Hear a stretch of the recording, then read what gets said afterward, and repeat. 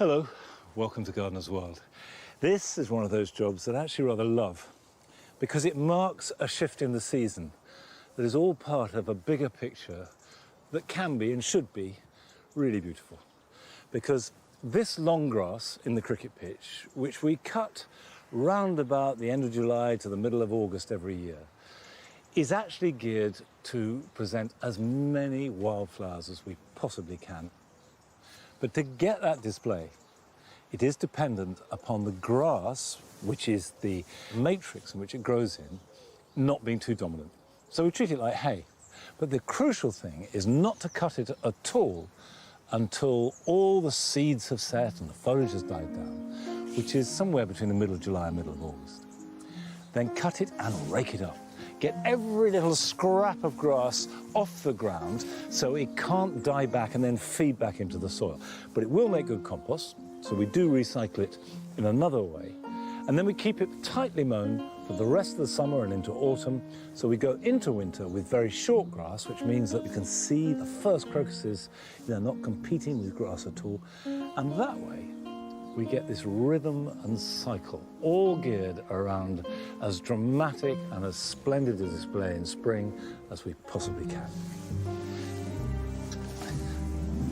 Now, coming up, Francis visits the gardens of the Horniman Museum in South London, which are being replanted for maximum sustainability. Botanically, this area seems really, really interesting. How does this fit with the sustainable picture here? The reality of climate change is hammered home in the fact that we can grow these things in a garden in England, really. We join a gardener in Kent, who after many years is still finding fresh enthusiasm and joy in her plot. I think of my garden as a reflection of me. It reflects the kind of personality I am, bubbly, like to laugh a lot, and I like to plant what I love a lot. We catch up with Adam in his garden to see how it is developing. It's been a great couple of months. The herbaceous perennial planting is coming out of the ground, and it's given me a real understanding of how to move the garden forward. I'm breaking every single rule I've got for myself. Don't start lots of projects at once. That's exactly what I've done. So I'm going to show you a couple of them today. And I shall be in the wildlife garden, adding some plants to the pond and doing a bit of cutting back.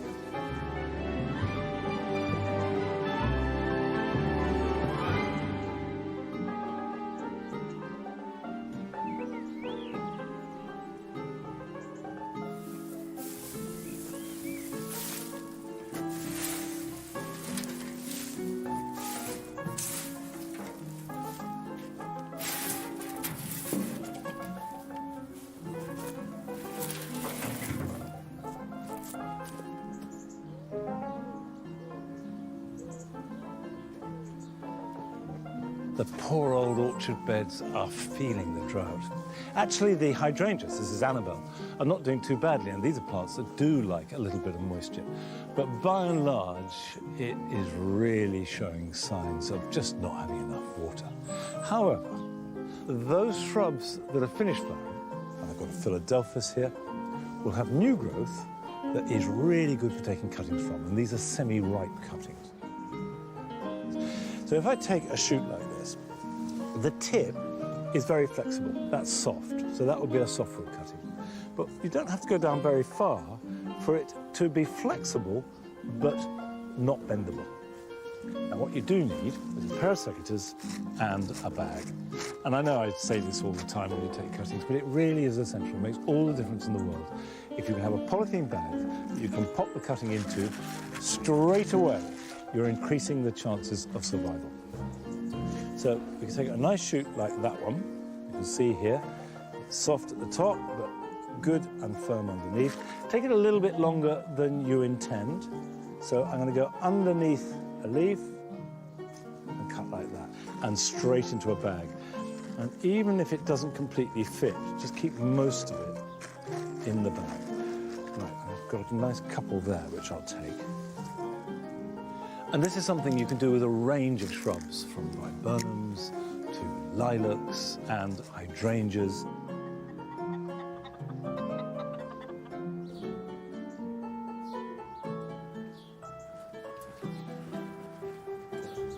it's a good idea to have all the bits and pieces that you think you'll need ready before you take the cutting. Pots, composts, I've got a penknife in my pocket, I've got secateurs, I've got a good growing medium, about 50% perlite. Now I'll take one out at a time. Now this is where a penknife is a lot more useful than a pair of secateurs. Take off the excess leaves and put your glasses on so you can see. Now by excess, the point about the leaves is that they are now losing moisture. However, if you don't have any leaves at all, it means that when you do form roots, there's nothing to feed them. So it's a bit of a trade-off. You want to leave some leaves, which will feed the roots until the roots can generate new foliage, and then you're fine. So, on balance, I like to take off all but the top ones. So you can see here that these are nodes. If you cut beneath a node, that is a good place for roots to form. Pop it in here like this on the corner, push it down. That is in a good place. Take another one out.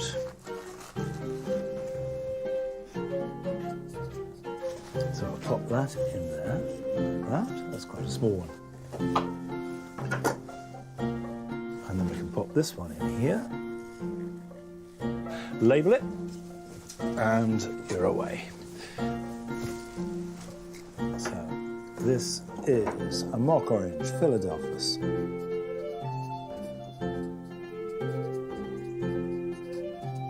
There we go. That should start to show signs of new growth in about 2 to 3 weeks' time, and then they'll be ready to pot on.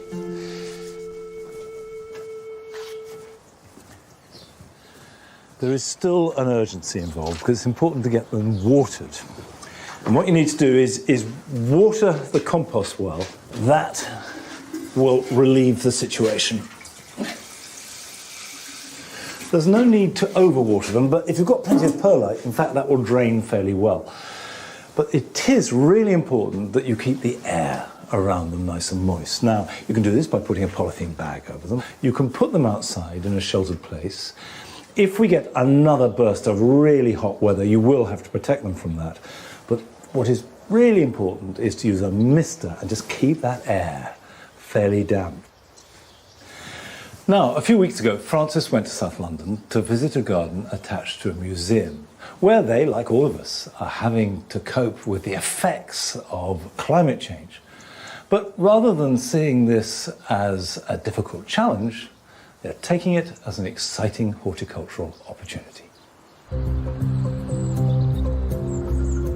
Over the last 120 years, the Horniman Museum and its 16 acres of gardens and woodland have been a green oasis for the people of Forest Hill in London. The reason I'm here today is to meet head horticulturist Errol Fernandez. He arrived here at the gardens in April 2021. So have you always been a gardener? I mean, how far back does that love of growing go? I think I've always been a gardener at heart. My mother was a florist and always encouraged us to grow. She sort of divided up the garden between my siblings and I, and would run like little Chelsea Flower Show competitions and come round and judge. Seriously? Yeah, which was really, really great. Did you always win? I can't say I always won. I think there was multiple certificates given out to each of us. Runner-up, you know. Yeah.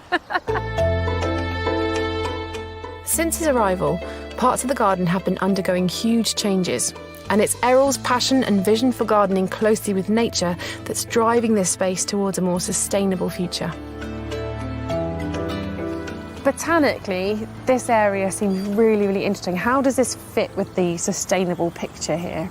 It's a border where we're trying to just demonstrate the reality of climate change. So there's an excitement for us as horticulturalists that we can grow many of these things. But there is also, very quickly after that, there's a sense of guilt, really, because it's the reality of climate change is hammered home in the fact that we can grow these things in a garden in England, really. So you're going more arid, less water, and also more tender, so reduced frosts. Have you had to change the conditions here a lot to get that? So this mound here, we've gathered bits of concrete and rock and things, and that really creates a really free draining aspect. We've added a bit of grit in, and then there's about 5 centimetres of this gritty mulch over the top. So it's not a thick layer of gravel at all? No, it's really, really shallow. I mean, the mulch is going to reflect the sun, which some of these plants are going to enjoy that. It's going to sort of keep some warmth there. But also, I want the dynamic change. I want some of these plants to start seeding around. Are there any particular species you have here that are favourites or particularly tender that you didn't expect to be able to grow? There's a grevillea over here and a melaleuca just over here that are particularly tender. Also the Echium candicans, they can be quite tender. Adapting and rethinking what is planted is key. The main showpiece here, the sunken garden, has always been very traditional, but this comes at an environmental cost. So this area here is going through clearly a really big change. What's the plan? It's going to be vastly different to what you see now. So we're moving right away from bedding. We're going to have some trees, small trees, shrubs, and a herbaceous planting throughout. These plants, salvia, the cosmos, the lupins, are going to sort of stud through that. We're trying to maintain a display the whole time. Usually it's planted at great expense and time and cost to the environment. This year we're sowing, and those plants will be allowed to seed, and that's going to create a seed bank within the soil for future years to come, so that will hopefully come up in and amongst the shrubs and the herbaceous plants in the future. Far more sustainable than what we're doing now, really. Well, clearly we're going to have to come back in a few years' time and see it fully transformed. Not far away from the sunken garden, there's a bigger and much noisier challenge.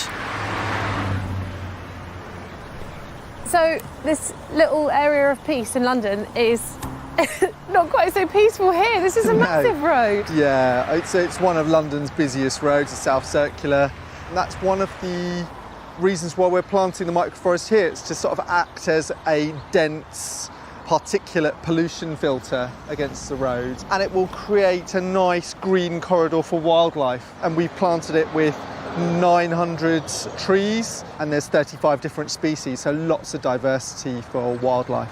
So what exactly is a microforest? The big spacings of trees that we're so used to, it's not natural at all.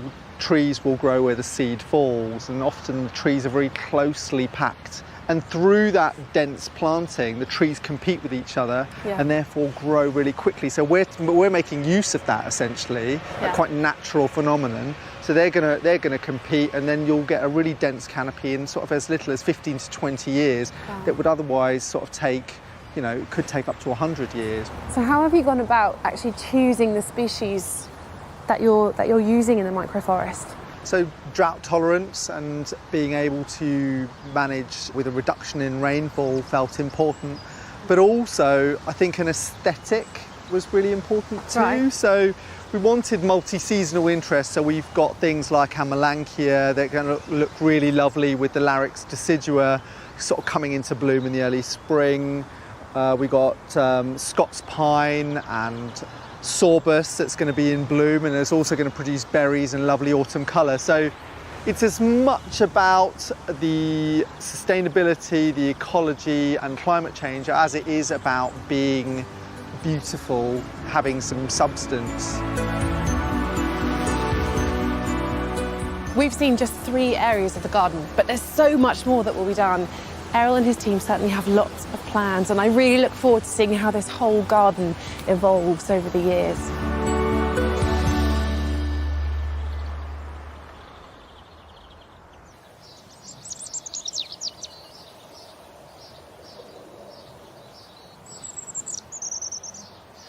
Well, as well as having what is evidently a fascinating and inspiring garden, the Horniman Museum was recently awarded Museum of the Year by the Arts Fund. So go along and visit garden and museum. Now, this is the wildlife garden, and the whole point of this area of Longmeadow is to try and have as many elements as possible to help wildlife, but also make it a garden, also make it something beautiful. Now, the first thing you've got to have is a pond. A pond is absolutely essential, a key element. And you can see that it's not like many ponds. For example, I've left the duckweed because that's cover. And underneath there, there'll be lots of life. Around the edges, there's a tangle of growth, cover for lots of animals, not just amphibians, but also mammals coming to the water to drink. I've got some plants I want to add to it. This is a little native plant called frogbit. It's like a minute little water lily. It floats on the water, will produce a white flower with a yellow centre, and then in autumn, it dies away completely. But by then it's produced a little bud, and that tiny little bud will sink to the bottom of the pond, and then in spring, that bud will rise to the surface and will create really good cover for dragonfly larvae, young tadpoles, frogs, and little beetles and amphibians. So it's doing good and looking beautiful and really easy to plant. You just plonk it on the water, and you buy it in little, seemingly insignificant little pieces like this, but it will work perfectly well. Now, the wildlife garden has been really rich with plants and bees and butterflies right up to the end of June. So I'm going to start cutting back, but just at random. Any nettles that are near the front of the border I'll take out, but I'll leave the ones at the back. These cow parsley are now finished. The seeds have dropped, so I can take these back. I shall carefully work through this, not taking out too much, just letting a little bit of light and air in so that the new growth can have every opportunity to come through. And this is the key thing when you're gardening with wildlife, is to just use a light touch. You'll do more harm by doing too much than too little. But at the same time, you do want it to look good and be somewhere that you can enjoy as well as wildlife. Now, let's go and visit one of your gardens.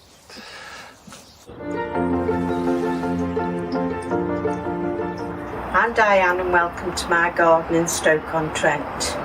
This is my happy place.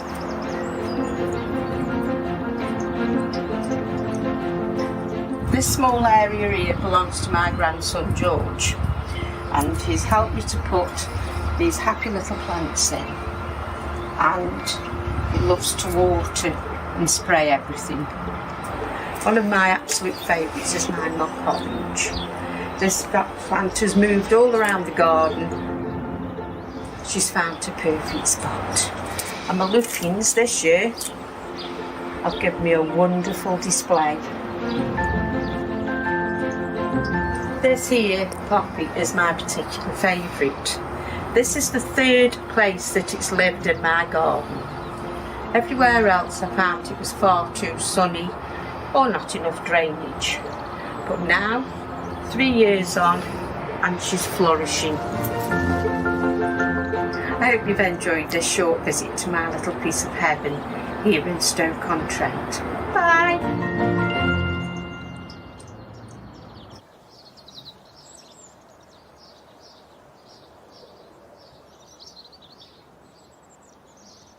At this time of year, the cardoons, which get really top heavy, tend to flop and need tying up. But luckily we've got a really strong support to tie them to. And if I get that in there and the string doesn't break, that looks better. Now I have to say, Diane, your Meconopsis made me think of the Meconopsis we had here at Longmeadow with great envy, because I struggle to grow them. I love them. And I think it looks really beautiful, but they're one of those plants that when they're happy, they're fine, they're easy. But unless they get exactly what they want, then inevitably they don't work at all. But yours look great.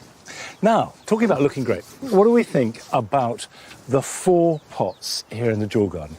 This is the centre of Longmeadow. And at the 4 corners, we have 4 whopping great pots. Now, up till now, these pots have been big statements. We've had bananas growing in them, phormiums, big fuchsias, and lots of dahlias and cannas. But this year I did something different. At the centre of each of these pots, and all four are identical, I've got a Miscanthus malpartus. Now, it's quite useful when you're designing a pot of some sort to think of a pillar, a filler, and a spiller. And the Miscanthus was intended as the pillar, the thing that would rise up in a tower. Now, you can see it's not rising very much at the moment. Miscanthus are vigorous plants, they're very adaptable, I love them, and this particular one, malpartus, has a beautiful silvery, bronzy flower head. Well, no flower head as yet, but there's time for that to come. The filler is a Nautia. This is Nautia macedonica. And I wanted it to weave through the Miscanthus, and that's sort of happening. There is a sedum. That's looking good. I like the richness of the colour, and as an ipomere, which also has got wonderful colour, but not spilling. I put it in there because it would fall over the pot. As yet, it's remaining resolutely upright. Now, I'm not unhappy with these pots. I like the way they're looking, but I do hope that they fulfil the potential that I wanted from them over the coming weeks, maybe months. Now, a couple of weeks ago, we went down to Kent to visit the garden of someone who is not just a passionate gardener, although she certainly is that, but also, by her own admission, a very competitive one too.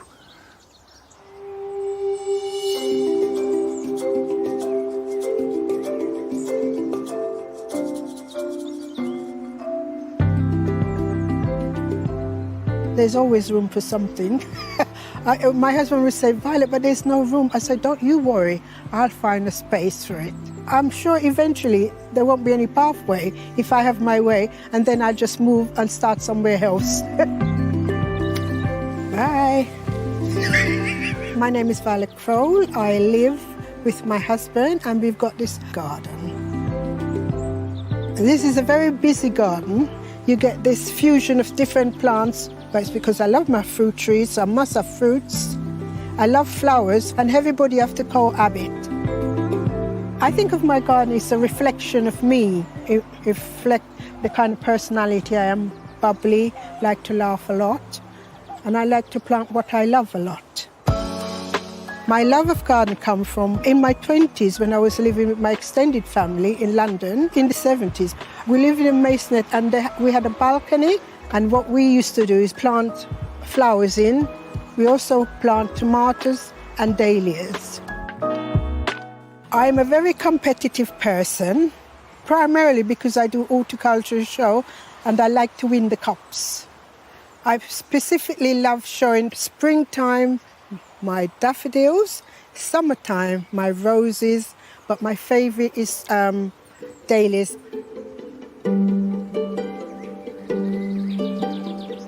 I call this the patio area, and when you come through the door and you see the plants, it just makes you feel happy inside, and you start the day off really feeling good. This plant is almost perfect, but not quite. But they always do well, Mary Jamanda, they always do very well. This one is more place, and this is a pom-pom. It's a small pom-pom, and I like it because it's so sweet. It makes you want to cuddle it. This always do well as well. 2013, I was really, really lucky. I got 13 cups. 13, yep. What they say is, Violet, your name precedes you before they see you. The secret is, in November, I dig them up. I take them to the greenhouse and I put them in sawdust so that they're kept dry. Now, come February, I use seaweed juice. I dilute it and I water that in to get them going.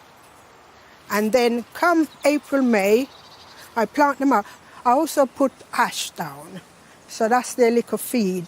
I water them a lot, and then they start to sing to me, I call it.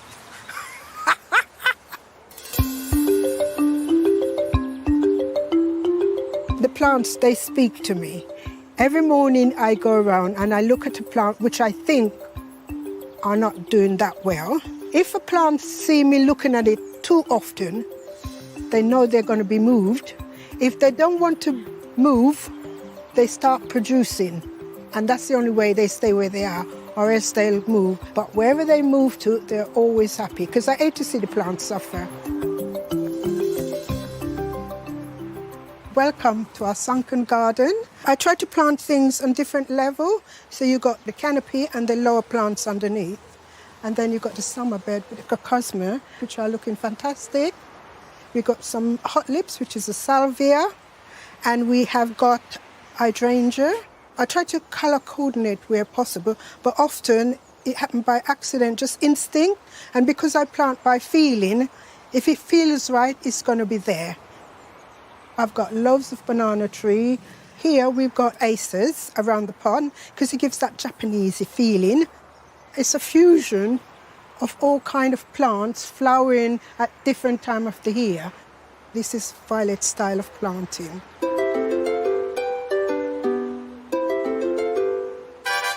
I wake up thinking about the garden, and most time I go to bed thinking about the garden.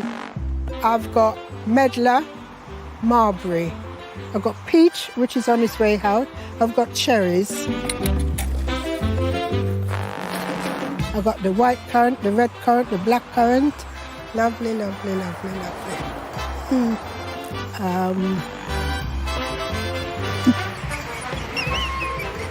Oh, fig. Fig is one of my favorites as well.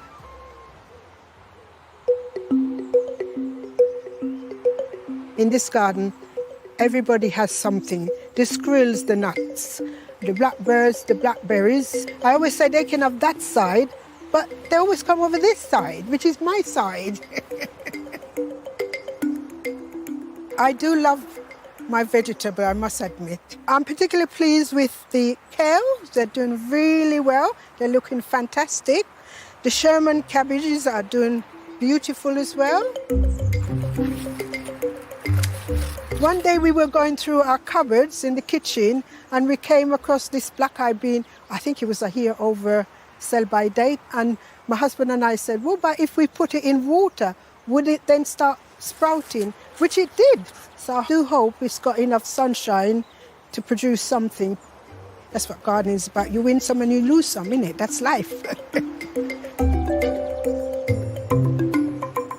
Corn is my favorite vegetable. So I decided I wasn't going to put my eggs in one basket. This year, I've decided to try growing sweet corn in this garden, and they're doing fantastic. They get water a lot. And the ones in the allotment, it doesn't get water that much. So it's an experiment. But these ones at the moment are ahead. I'm a very competitive thing, and I like my plants to be competitive as well.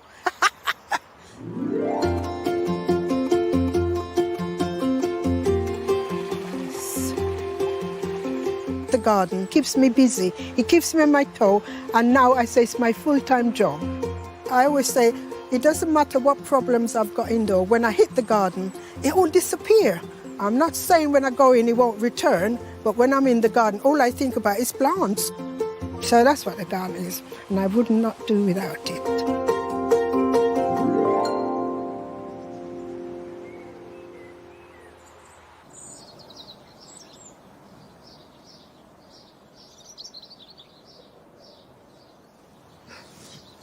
Now, you can visit Violet's garden because she is part of the National Garden Scheme. And if you go to their website, it'll give you the times and dates when her garden is open and, of course, all others local to you. And I do recommend using it because it can be inspirational as well as really good fun. Now, I'm clutching a bowl of washing up water, grey water, because in the very dry conditions we've had, you need to use whatever water you can. And grey water, whether it's for washing dishes or yourself, is perfectly good on floral plants. So don't use it on edible food. Let it cool down, of course. And I've got it here for this clematis. This is Clematis Prince Charles that I planted a couple of months ago. It's doing fine. It's flowering well, and that's wonderful. But because it's a young plant, it means that its root system is fairly small, so therefore it's not able to access the moisture that might be deeper down in the soil. So I'm having to make sure it is really well watered. And clematis is one of those plants that really needs water. So grey water is perfect for them. So I'll just put that on.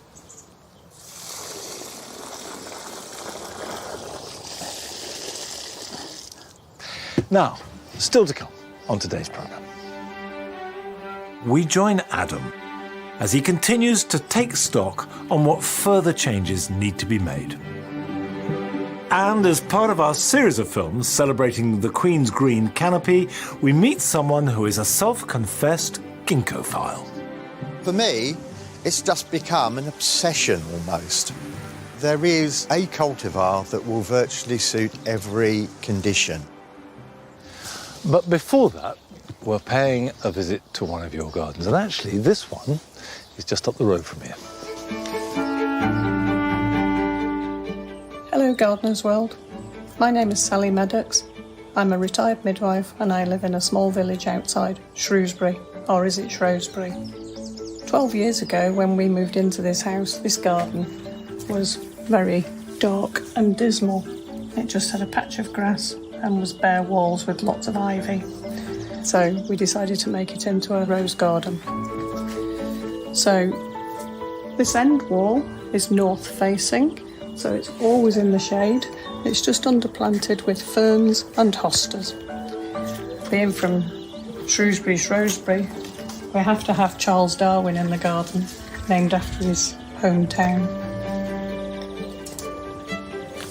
This rose is Claire Austin.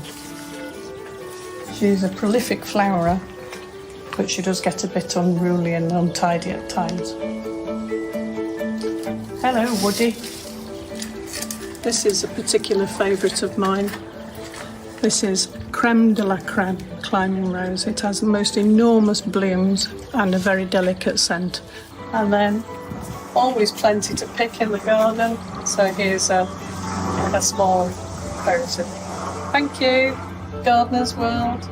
Bye-bye.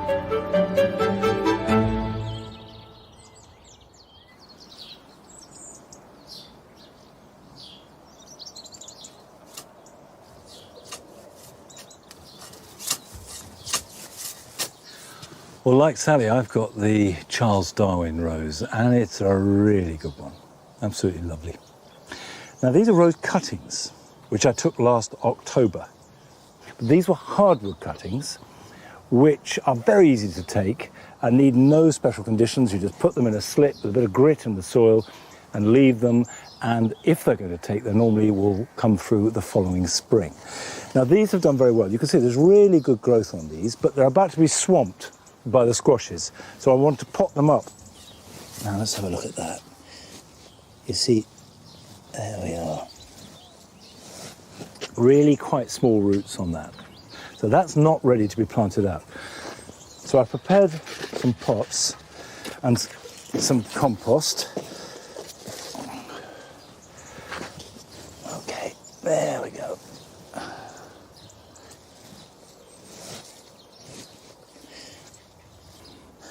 I will grow this on all through this winter and next summer, and I would expect this to be in a good state to plant out in the autumn of next year, when it should have a really good root system. Right, let's put that like that. And what I am going to do is just prune that back a little bit, because what I'm interested in growing is not the top growth, but the roots. If you've got strong roots, everything else will follow. I'm going to cut this right back. There and there. And that will grow perfectly strongly. Right, I'm going to do the rest and take them out. However, it's time to pay another visit to Adam in his garden and, quite frankly, see what he's been up to.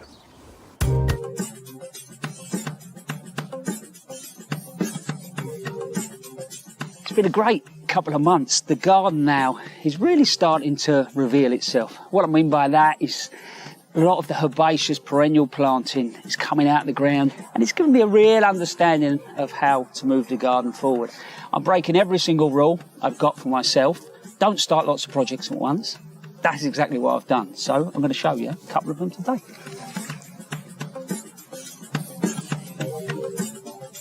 The last time you were here, I was planting a new shady bed right by the house. I've added a couple of plants since, and this Disporum is the final tweak. it's a great plant for shade and sits really well in a woodland border.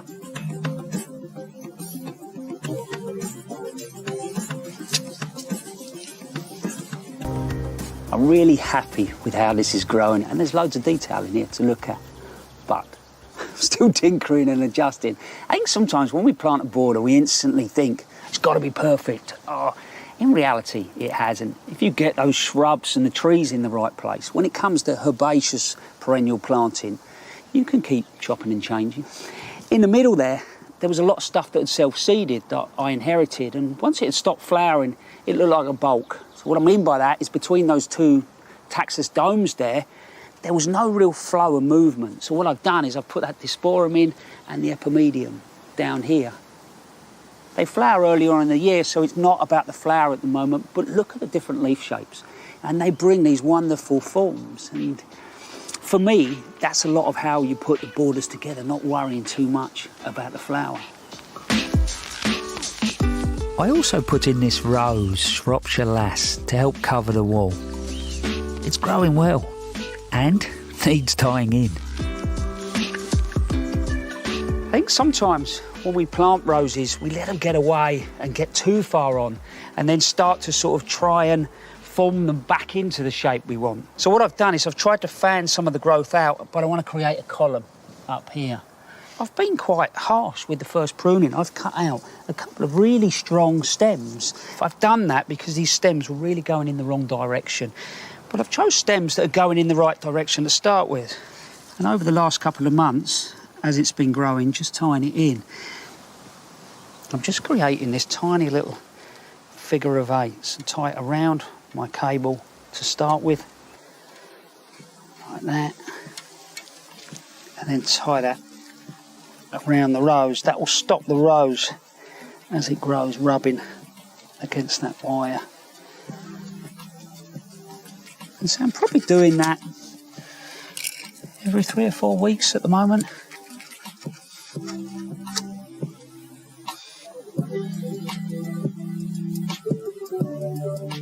The back garden's north facing, so I thought the challenge might be too much shade. But actually, the big problem is that it's just not cosy enough. Because of these terracings, what's happening is it's lifting the garden up, so it's getting the light earlier on in the day, but also it's leaving me with areas that are feeling very open. You come through the gate and you see the whole garden. There's no mystery or surprise. And I think now I've just about got my head around how I want each space to feel. There's basically 3 layers of terracing, so I'll start at the top. Here, greenhouse in the corner, hedges doing all right. We give them a hard prune and a really good feed, and it's starting to develop. When we look across here, we've got a lovely gas tank in there. I want that to be a woodland, but how do I hide that gas tank?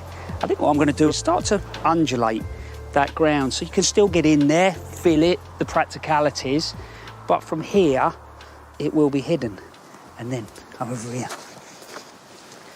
So we come over here, this is a little bit, when you're deciding where to sit in your garden or maybe add a terrace or something, maybe just put a couple of chairs there first and work out how it feels or how you want it to feel. Here you've got these 2 cornice mats which frame the chimneys beautifully, but also they make you feel really comfortable. I can sit and enjoy my woodland, and then here in front of me is going to be a gravel garden. Yes, I do love a gravel garden. I really want to push the planting here. These terraces are so free draining. I want to find out what I can get away with. But the middle terrace below is where I've started a new project. This area has a lot of lawn and the potential to build in more cosy spaces and the odd surprise. Right now, the main seating area by the house is very exposed. But by widening this border above, it will give me more space for further planting, privacy, and more surprises. So once I've got that aligned and nicely planted, lovely deep border, if I come back in here, the moment I squat down, dapple shade, the atmosphere feels different. But you can see right into the area, so my idea is to plant it probably from more or less here. So you'll go along the path and you'll cut your way in. So in here, you'll be sat back down. I'm going to set the tone for you. Mrs. Frost and I, the sun's going down over the tree. We're enjoying a nice glass of something. And I think, you know, we can do that in our gardens, is look for those areas where the sun goes down, where the sun comes up, where it's cosy, where it's more exposed, and then really try and work and get the most out of those areas. I've started working on some of the borders here, and this one I'm beginning to plant up with shrubs and perennials that will soften the terrace lines and bring cohesion to the garden. So actually, the interesting thing is, once I've told you to divide all these spaces up, you've then got to find some subtle way of connecting them back together.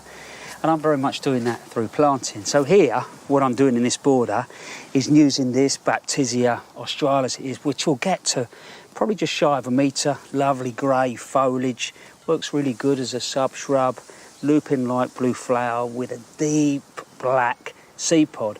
I'm using that as the base plant here, and then the Veronicastrum, which is this strong sort of spikes, I'm using that to work against this plant, but also to repeat further along the border. But the key is, how do we connect with what's up there? What I'm using are grasses. This is panicum with a couple of Molinia right alongside. They will help connect the terraces and add subtle differences in forms and leaf shapes. These now also give me the opportunity to add some rhythm, repetition on the next layer of the garden. So these grasses in my garden are going to become key plants of putting the whole thing together, like a jigsaw, really. Anyway, I can hear these shouting. They want a drink. So do I.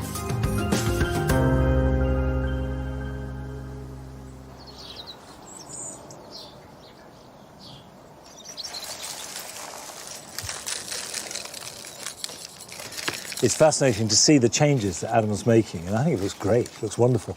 And we shall be going back to see further changes in a few weeks' time. Now, I'm filling this set of plugs ready for sowing my own favourite winter salads. Now, winter salad leaves are very different from summer ones. For example, there's not a lettuce in them. I do grow some winter lettuce, but this particular mix is based on oriental greens, although there are others in there too. I've got rocket, and I've got Mitsuna, and I've got actually a new rocket on me, which is a red-veined rocket. That also looks really good on the plate. And then we've got a mustard, and what I do is sow them individually and plant them individually, but when I harvest them, I mix and match. You can buy mixtures of seed. The downside of that is it's a bit like getting leftovers and mixing them all together in a soup. Sometimes it'd be quite nice, sometimes not so. Whereas with this, you can be very discriminating, and every time you harvest, you make your own mixture. So a little bit more of this, a bit less of that, see what's growing well. And I assure you, it can be as delicious as any salad you ever have. Now, I'm sowing it in these plugs, which means putting more than one seed in a plug.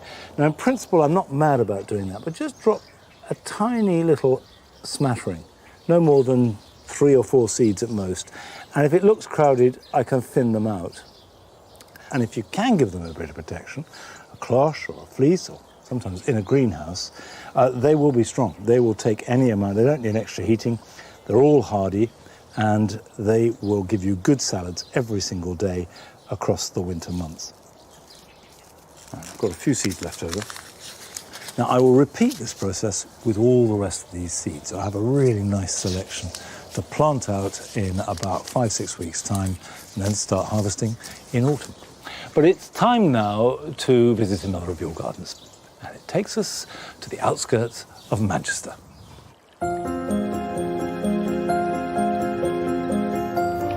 Hi, I'm Natalie from Sale.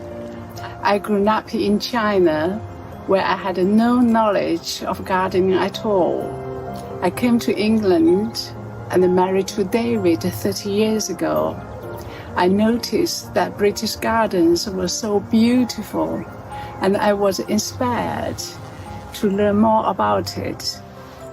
We moved into this newly built house 28 years ago. The garden was bare, almost nothing. And I started collecting the plants. Every plant in my garden has got a story to tell. These are Calla Ethiopica. They are gorgeous at the moment.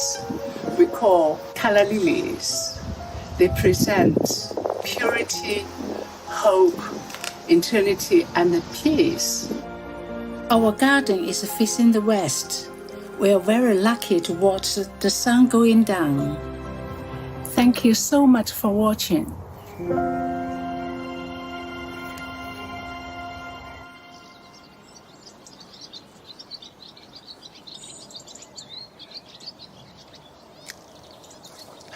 Thank you very much indeed, Natalie. And thanks for sharing your garden with us. These are cordon gooseberries, which are now due for their annual prune. Gooseberries produce their fruit, rather like apples and pears, on spurs. And they take a few years to form. Now this new growth won't bear any fruit next year, and maybe not the year after that, because it needs to develop spurs like fruit. And you can see the old shoots that you have there, that's where the fruit comes from, clustered along the stem of the plant. And by the time this has developed fruiting wood, it'll be right out here and you've lost the shape of your cordon completely. So I need to cut all of that back just above the old wood. So I cut that there like that. Now, the only time I would leave any new growth is if I wanted to train some in. So if, for example, I wanted this shoot to go on up there, I would leave that, and then as it grew, I'd tie it in. But I've got all the growth I need. I want to keep them small. And the point about cordons, whether it's gooseberries or anything else, is you get a mass of fruit in a very small space. I've got 12 gooseberry plants along here. It's a very efficient way of producing fruit, and they were good this year too. Now, over the last few weeks, we have been celebrating the Queen's Jubilee with films about people who are passionate about trees as part of the Queen's Green Canopy. And we're showing 7, 1 for each of the decades of Her Majesty's reign. This week, it takes us to Worcestershire.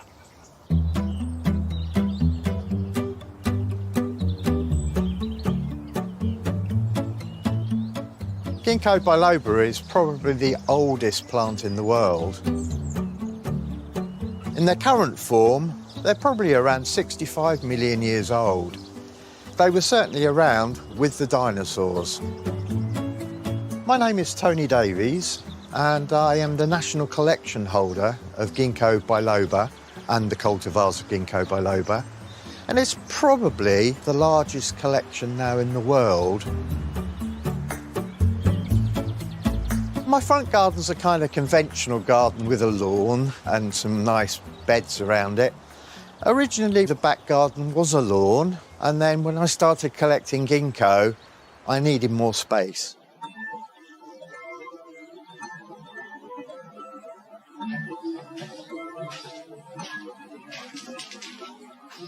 We have 288 distinct cultivars of Ginkgo biloba, but altogether, I guess, when you add all of the young plants up as well, we've probably got 2,000 to 3,000. There isn't a great deal of room left now. For me, ginkgo has just been fascinating. They're incredibly diverse. We have very interesting patterns on leaves. We have fastigiate ones, we have weeping ones, we have prostrate ones that would crawl across the ground. And for me, it's just become an obsession almost. Friends sometimes describe me as an anorak, but I think there's a little bit more to it than that. I think ginkgophiles appreciate the diversity of the plant and how adaptable it's become to produce these really new and interesting cultivars.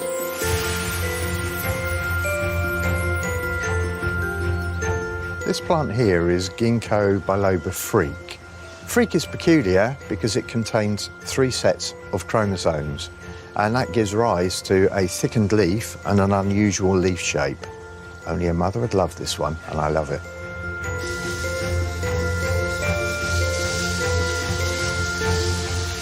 There are some really classy dwarf ginkgos, one of which is Troll. Troll is a Dutch cultivar, and it looks absolutely marvellous when it's covered with a light spray of water and the water's glistening in the sunshine. Dwarf ginkgos are basically ginkgos that grow less than 2 metres high or 2 metres spread in 10 years. This particular plant here is called Ginkgo biloba baldii, and it's been grafted at this point here to form a standard, and it produces a really nice balanced head, and a number of the dwarf cultivars can also be grafted onto stems of Ginkgo biloba to form standard plants. I've got a beautiful weeping cultivar, Ginkgo biloba pendula, with pendulous branches that will eventually touch the ground. In the collection, we have around 26 variegated cultivars.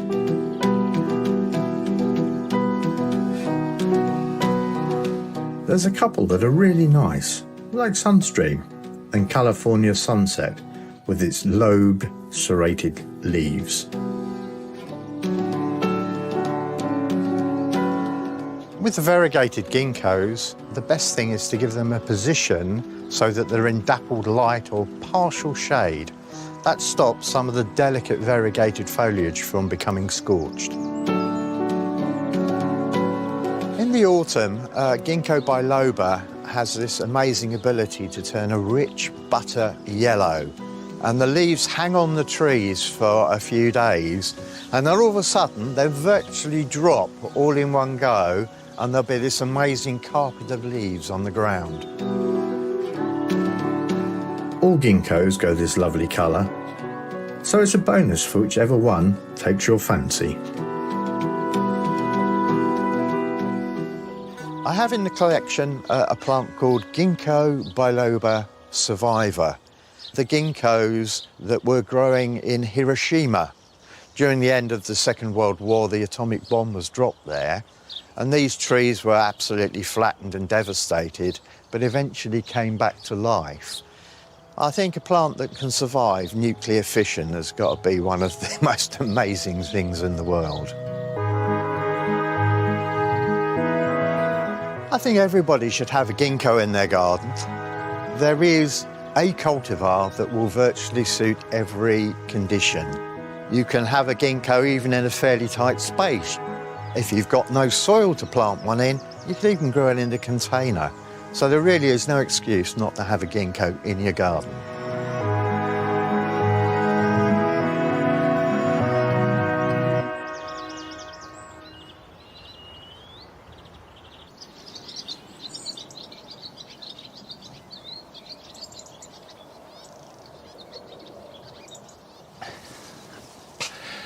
Well, Tony may be right that every garden could have a ginkgo. And as it happens, I've got a ginkgo, and I've had one for about 3 years now, but I've never found the right place to put it. You want to find somewhere where you can appreciate it as a specimen. And so I put it in a pot, but it's now due for repotting. And the great thing about ginkgos is that they are very adaptable. They'll grow in a pot, they'll grow in acidic soil, in alkaline soil, in full sun, in part shade. They are really easy to grow. So I've got this in a pot here, which I think is pretty root bound. I haven't tried to take it out, but we'll see if I can. It's one of these things that, there we go, it is coming. There it is. There we go. Oh, not too bad. Oh, that's pretty good. You can see there are the roots. There's a little bit of compost in there. Now I'll pop that on the ground. And I've got a pot just the next size up. I've got a very basic compost. This is our normal coir-based compost, a little bit of perlite in it, a touch of garden compost. But as I say, these are very adaptable trees. Just any peat-free compost will do fine. So I'll put some in the bottom to sit on. in and then fill in around it. And you can see that there's just about an inch or so around the outside for the roots to grow into, and that'll be fine, and that will keep it happy for at least another year or even two, and then I can pot it on again. While I'm doing this, here's some jobs you can do this weekend.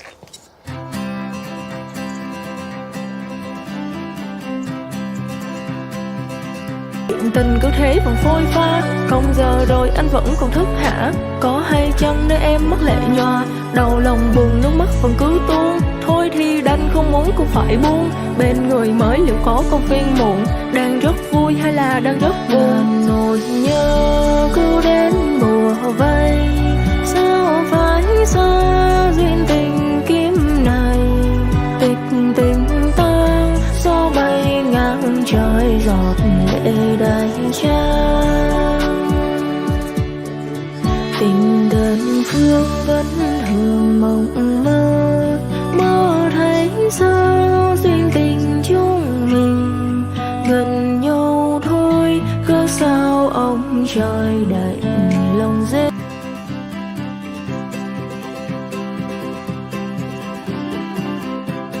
Hardy annuals, like cornflowers, sorrenthy or marigolds, are normally sown in spring. But if you sow some now and plant out the young plant early next spring, you can bring forward the flowering season by up to a month. Scatter the seed on a seed tray, cover them lightly. They don't need a greenhouse in order to germinate, just put them somewhere sheltered, and then the seedlings should emerge in a few weeks' time.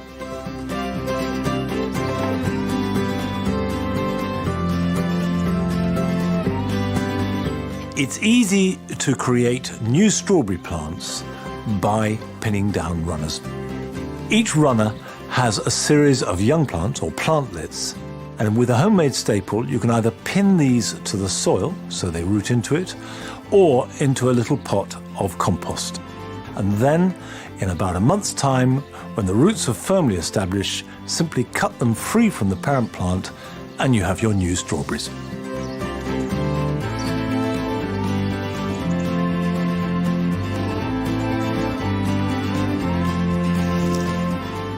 If you have garlic or onions or shallots that you've dried, they need preparing for storage.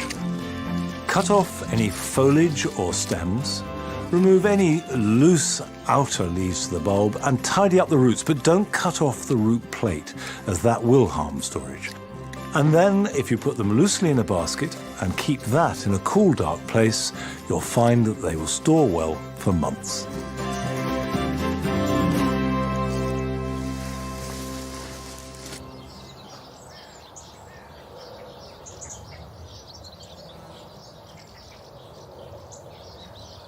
You may wonder why I'm walking around with a patty inside my shirt.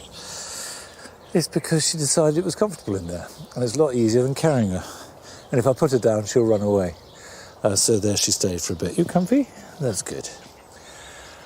What we have now in the Jewel Garden is all the rich colours, ranging from the bright yellows of the Rudbeckias, the sunflowers like Velvet Queen, Red Sunset, which can be almost brown, these russets and marmalades and oranges and purples and fiery reds are dominating the Jewel Garden from now until it all starts to fade away towards the middle and end of September. But we've got a long time before that happens. Let's enjoy the intensity while it lasts. But I'm afraid that's it. We've run out of time. However, I will see you back here at Longmeadow at 8:30 next Friday. So until then, bye-bye.